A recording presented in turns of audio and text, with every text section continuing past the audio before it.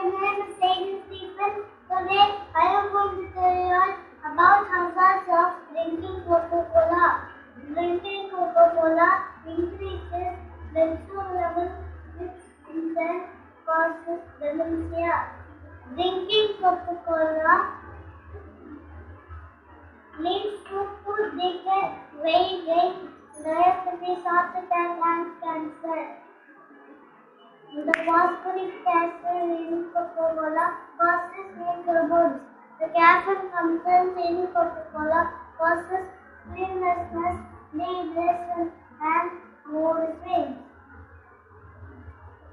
If you continue to drink Coca-Cola, do you know how your body becomes you? See, the body will become sorry. Now, please stop drinking Coca-Cola.